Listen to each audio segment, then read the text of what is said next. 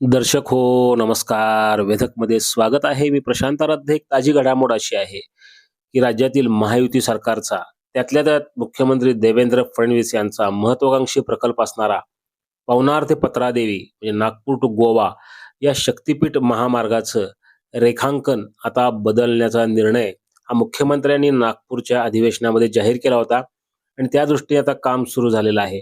आणि सोलापूर जिल्ह्यात हा मार्ग आता वैराग, माढा, करकम या मार्गे माळशिरस तालुक्यातून जाणार आहे. त्यामुळं या भागामध्ये आनंदाचं वातावरण निर्माण झालेलं आहे. पूर्वीचा जो मार्ग होता तो मोहोळ, पंढरपूर, सांगोला या मार्गे जाणार होता आणि याला खूप मोठा विरोध अनेक गावांमधून झाला होता. पंढरपूर सारख्या जे बागायती क्षेत्र आहे जिथं मोठ्या प्रमाणामध्ये ऊस आणि याचबरोबर करकम परिसरामध्ये असणाऱ्या द्राक्ष बागा इथल्या शेतकऱ्यांनी या मार्गाला विरोध केला होता. याचं जे रस्ता पाहण्याकरता, आखण्याकरता जी लोक येत होती सरकारची, महसूल विभागाची, त्यांनाही विरोधाचा सामना करावा लागत होता.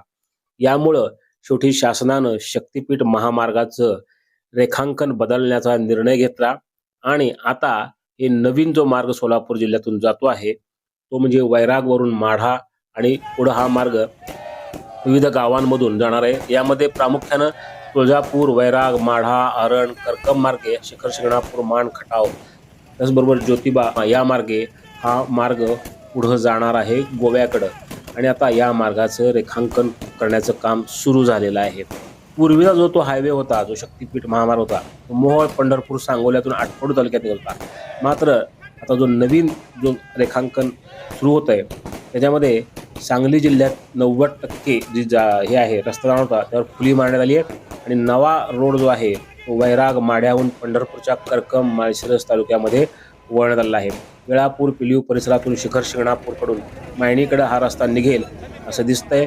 येरळा कृष्णा नदी ओलांडून हा मार्ग सागरेश्वर अभयारण्याजवळून जाणार आहे.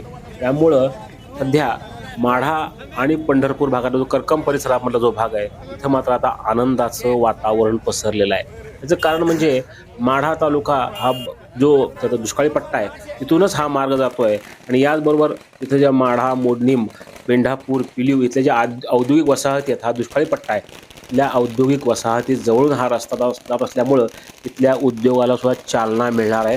त्यामुळं इथं आनंदाचं वातावरण निर्माण झालेलं आहे. माढा तालुक्यामध्ये तसंच करकम भागामध्ये मोठ्या प्रमाणात लोकांनी जल्लोष केलेला आहे. दुसरीकडं आमदार राजू खरे असतील किंवा माजी आमदार प्रशांत परिचारक असतील, डॉक्टर बाबासाहेब देशमुख सांगोल्याचे आमदार असतील, त्यांनी रस्त्याचा जो मार्ग पहिला जो होता मोहोळ, पंढरपूर, सांगोला मार्गेच ठेवावा याकरता म्हणून मध्यंतरी पंढरपूरमध्ये बैठकही घेतली होती. या शेतकऱ्यांनी त्याला म्हणजे होकार दर्शवला आहे. मात्र आता हा मार्ग बदलण्याचा निर्णय शासनानंच घेतलेला आहे. त्यामुळं साहजिकच माढा आणि करकम भागात तसंच माळशिरसमधल्या पिलीव या परिसरामध्ये आनंदाचं वातावरण, दुष्काळी पट्ट्यातून हा शक्तिपीठ महामार्ग जाणार आहे. पहिला एक महामार्ग सध्या नागपूर टू कोल्हापूर जो आहे, रत्नागिरी हायवे जो आहे तो सध्या सुरू आहे. त्याचं म्हणजे कामच झालेलं आहे. त्यामुळे त्याला हा समांतर रस्ता होऊ नये अशी ही एक मागणी होती.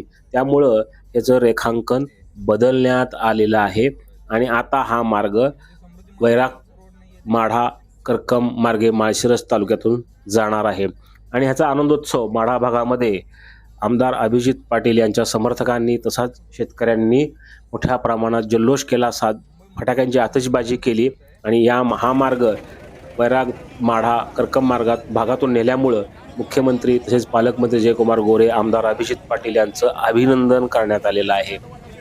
अभिजित पाटील यांच्या समर्थकांनी याबाबत मोठ्या प्रमाणात जल्लोष केला, फटाक्यांची आतिषबाजी केली. करकममध्ये सुद्धा 2 दिवसापूर्वी मोठ्या प्रमाणात या संदर्भात आनंदोत्सव साजरा करण्यात आला होता. आता ह्या शक्तिपीठ महामार्गाचं जो महामार्ग आहे तो जो दुष्काळी पट्टा आहे याचं नशीब बदलू शकतो. तिथली औद्योगिक वसाहतीला चालना मिळू शकते, औद्योगिक क्रांती तिथं होऊ शकते. त्याचबरोबर शेतीला सुद्धा याचा फार मोठ्या प्रमाणात फायदा होऊ शकतो, कारण वेगाने शेतीमाल सुद्धा पोहोचवणं या महामार्गामुळे सोपं होणार आहे.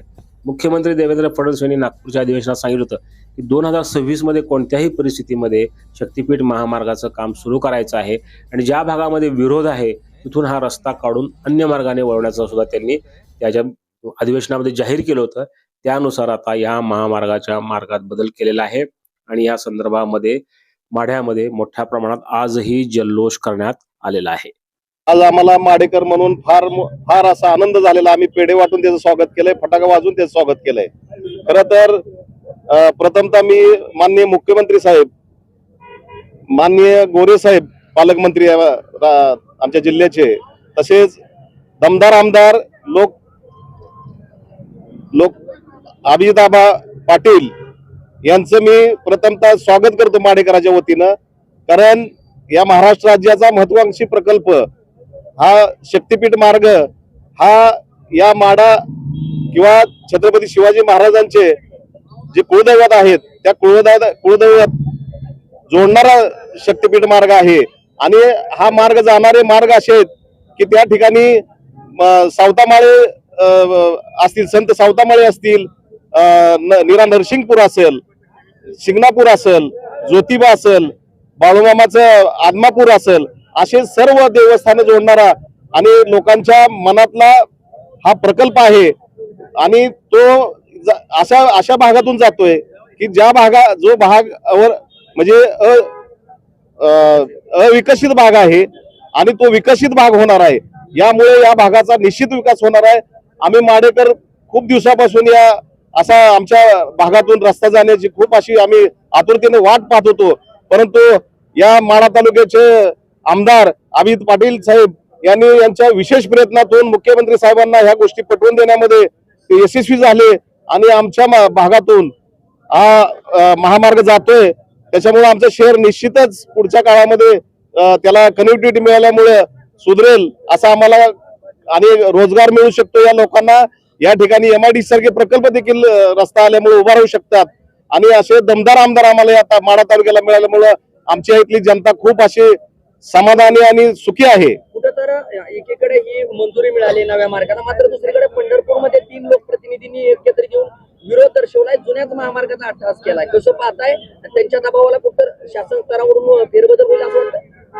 खरं तर हा त्यांनी जी काय विरोध दर्शवायचं काम केलंय ते जिल्हा परिषदच्या निवडणुका हे डोळ्यासमोर ठेवून खरं तर हा विरोध दर्शवलेला आहे. कारण असं काही होणार नाही. कारण हा प्रकल्प सुचवलेला जो आहे आणि मुख्यमंत्र्यांनी जी मनात घेतलेला प्रकल्प आहे याची कारण अशी आहेत की हा मार्ग जाणार आहे, हा मार्ग अविकसित भागातून विकास करणारा आहे.